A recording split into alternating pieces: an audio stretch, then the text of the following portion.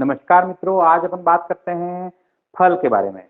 फल क्या होता है? फल यानी फ्रूट।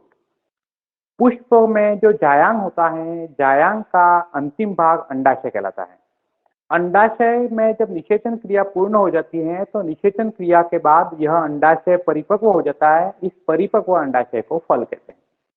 परिपक्व अंडाशय को फल कहते हैं, इसका यह मतलब है कि फल का निर्माण अंडाशय से होता है। अगर अंडाशय के अलावा पुष्प के अन्य भागों से अगर फल का निर्माण होता है तो ऐसा फल वास्तविक फल नहीं कहलाता, आभासी फल कहलाता है। तो कुल मिला के शुरू करते हैं फल। और दूसरा इसमें प्रश्न इंपॉर्टेंट आता है कि उस फल में खाने योग्य भाग क्या होता है। तो समझें, नॉर्मली जो फल होता है उसमें 3 फल भित्तियां होती है: बाह्य फल भित्ति, मध्य फल भित्ति, अंतः फल भित्ति। मतलब एपिकार्प, मिजोकार्प और एंडोकार्प।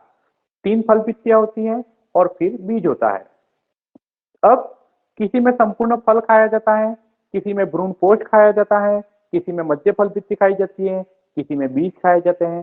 तो फल का कौन सा भाग खाने योग्य है, इसके बारे में प्रश्न आता है, पहला ये। दूसरा, आभासी फल कौन से हैं, वास्तविक फल कौन से हैं। तो आभासी फल में खाने योग्य भाग अंडाशय नहीं होता है तो कौन सा होता है। इस प्रकार के प्रश्न एग्जाम में आते हैं। तो आपको फलों के नाम, उनके उदाहरण और फलों के प्रकारों के बारे में आपको जानकारी होनी चाहिए। तो शुरू करते हैं। फल फल या फ्रूट। परिपक्व अंडाशय को फल कहते हैं। निषेचन क्रिया के बाद जब अंडाशय पक जाता है तो उस परिपक्व अंडाशय को अपन फल कहते हैं। तो इस प्रकार यह फल 2 प्रकार के होते हैं: वास्तविक फल और आभासी फल। वास्तविक मतलब ट्रू फ्रूट, सत्य फल। ऐसे फल जिसका निर्माण अंडाशय से होता है तो वो वास्तविक फल कहलाते हैं। और अंडाशय के अलावा पुष्प के अन्य भागों से अगर फल का निर्माण होता है तो वो आभासी फल या फॉल्स फ्रूट कहलाते हैं। सबसे पहले बात करते हैं आभासी फल की। आभासी फलों में पूरे वर्ल्ड में केवल 2 ही उदाहरण हैं, एक तो सेब और एक नाशपाती। एप्पल, सेब और नाशपाती। अब इन दोनों का निर्माण अंडाशय से नहीं होता है तो पादप के कौन से भाग से होता है, पुष्प के कौन से भाग से होता है और खाने योग्य भाग कौन सा है। तो समझे, सेब और नाशपाती में जो खाने योग्य भाग है वो पुष्पासन है। मतलब हम जो सेब खाते हैं उसका में खाने योग्य भाग जो है वो पुष्पासन है। और सेब की आकृति सेब आपने देख ही रखा है। ये आंतरिक भाग होता है जिसमें बीज होते हैं। और ये जो ऊपर वाला भाग है इस प्रकार, ये वाला भाग जो है वो पुष्पासन है। तो ये वाला भाग हम खाते हैं और ये अंदर वाला भाग है, ये अंडाशय वाला भाग है, इसको हम फेंक देते हैं। तो सेब और नाशपाती में खाने योग्य भाग कौन सा हो गया? पुष्पासन। और ये दोनों विश्व के 2 मात्र आभासी फल है। यहाँ तक कंसेप्ट क्लियर? चलो, वास्तविक फलों का वर्गीकरण बहुत बड़ा है, इसके बारे में नेक्स्ट वीडियो में या इसी वीडियो के अगले भाग में अपन बात करेंगे। अभी अपन बात करते हैं कि कुछ ऐसे फल हैं जिसमें केवल फल भित्ति नहीं खाई जाती, इसके अलावा अन्य भाग भी खाए जाते हैं।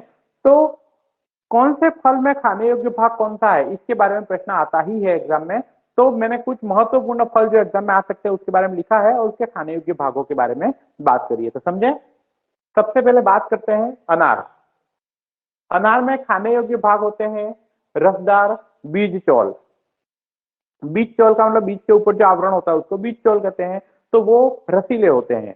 तो अनार में खाने योग्य भाग होते हैं रसदार बीज चौल। नींबू और संतरे में हम क्या खाते हैं? तो नींबू और संतरे में जो अंतःफल भित्ति होती है, अंतःफल भित्ति के जो रसदार रोम होते हैं उसको अपन खाते हैं। तो नींबू और संतरे में अंतःफल भित्ति के रसदार रोम, अंतःफल भित्ति मतलब एंडोकार्प। क्लियर? काजू में खाने योग्य भाग बीज पत्र और पुष्पवृंत होता है। हम उसके दोनों बीज पत्रों को और उसके पुष्पवृंत को हम खाते हैं। लीची में खाने योग्य भाग उसका मांसल बीज चौल। लीची में जो हम खाते हैं वो बीज चौल उसका मांसल हो जाता है, तो वही भाग खाने योग्य होता है। सिंगाड़े में खाने योग्य भाग संपूर्ण बीज। नारियल में और सुपारी में, नारियल और सुपारी में खाने योग्य भाग भ्रूण पोष होता है। क्या होता है? नारियल जो पानी पीने वाला हरा नारियल होता है, तो जो हरा भाग है वो बाह्य फल भित्ति होगी। इसको निकालते हैं तो रेशेदार भाग होता है, तो रेशेदार भाग मध्य फल भित्ति होगी। और उसको भी निकाले तो पथरीला भाग होता है, वो अंतःफल भित्ति हो गई। तो फल के ये तीनों भाग खाने योग्य नहीं होते, तो इसके अंदर बचा हुआ जो नारियल में पीने योग्य पानी होता है और खाने योग्य नारियल का भाग होता है, दोनों ही भ्रूणपोष होते हैं। इंग्लिश में इसको एंडोस्पर्म कहते हैं। तो नारियल में और सुपारी में खाने योग्य भाग भ्रूणपोष या एंडोस्पर्म होते हैं। कई बार आया हुआ प्रश्न है ये। अखरोट में खाने योग्य भाग बीजपत्र और आम में खाने योग्य भाग मध्य फल भित्ति।